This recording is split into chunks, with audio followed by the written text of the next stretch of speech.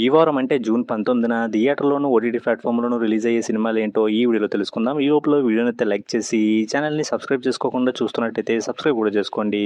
ముందుగా థియేటర్‌లో రిలీజ్ అయ్యే సినిమాల విషయానికొస్తే ఈ వారం అయితే థియేటర్‌లో రిలీజ్ అవ్వడానికి 4 సినిమాలు రెడీగా ఉన్నాయి. అందులో మొదటిది సమంత గారు మెయిన్ లీడ్‌గా నందిని రెడ్డి గారి డైరెక్షన్‌లో చేసిన 'మా ఇంటి బంగారం'. ఈ సినిమా ట్రైలర్ అయితే చూడడానికి బాగానే ఉంది, కానీ మూవీ టీం అయితే ప్రమోషన్‌ని అంతగా చేయట్లేదేమో అనిపించింది. ఇంక రెండోది వడ్డే నవీన్ గారు హీరోగా చేస్తూ ప్రొడ్యూస్ చేసుకున్న సినిమా 'ట్రాన్స్‌ఫర్ త్రిమూర్తులు'. ఈ ట్రైలర్ అయితే చూడడానికి యావరేజ్‌గా అనిపించింది. అలాగే మూవీ టీం ప్రమోషన్స్ కూడా అనుకున్నంత రేంజ్‌లో చేయట్లేదేమో అనిపించింది. ఇంక మూడోది హర్షిత్ రెడ్డి మెయిన్ లీడ్‌గా చేసిన 'దివానా'. ఈ సినిమా ట్రైలర్ అయితే చూడడానికి కొంచెం ఇంట్రెస్టింగ్‌గానే ఉంది.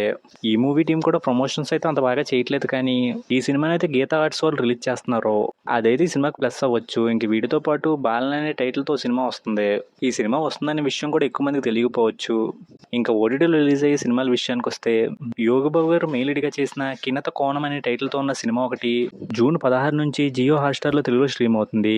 మోహన్ లాల్ గారు మెయిన్ లీడ్‌గా చేసిన 'దృశ్యం 3' సినిమా జూన్ 18 నుంచి అమెజాన్ ప్రైమ్‌లో తెలుగులో స్ట్రీమ్ అవుతుంది. 'జయముంది భయమేలా' అనే టైటిల్‌తో ఉన్న సినిమా ఈటీవీ విన్‌లో జూన్ 18 నుంచి స్ట్రీమ్ అవుతుంది. 'ధైర్య సాహసే అమృత' అనే టైటిల్‌తో ఉన్న సినిమా జూన్ 18 నుంచి ఆహాలో స్ట్రీమ్ అవుతుంది.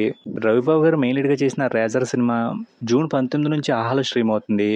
'అతిరథి' అనే టైటిల్‌తో ఉన్న మలయాళం సినిమా జూన్ 19 నుంచి సోనీ లైవ్‌లో తెలుగులో కూడా స్ట్రీమ్ అవుతుంది. ఇంక ఈ వారం అయితే ఇప్పటి వరకు ఈ సినిమాలు రిలీజ్ అవ్వడానికి రెడీగా ఉన్నాయి. ఈ సినిమాల్లో మీరు ఏ సినిమా కోసం వెయిట్ చేస్తున్నారనేది కింద కామెంట్ చేయండి. వీడియో నచ్చితే లైక్ చేయండి. ఈ ఛానల్ని సబ్స్క్రైబ్ చేసుకోకపోతే సబ్స్క్రైబ్ కూడా చేసుకోండి.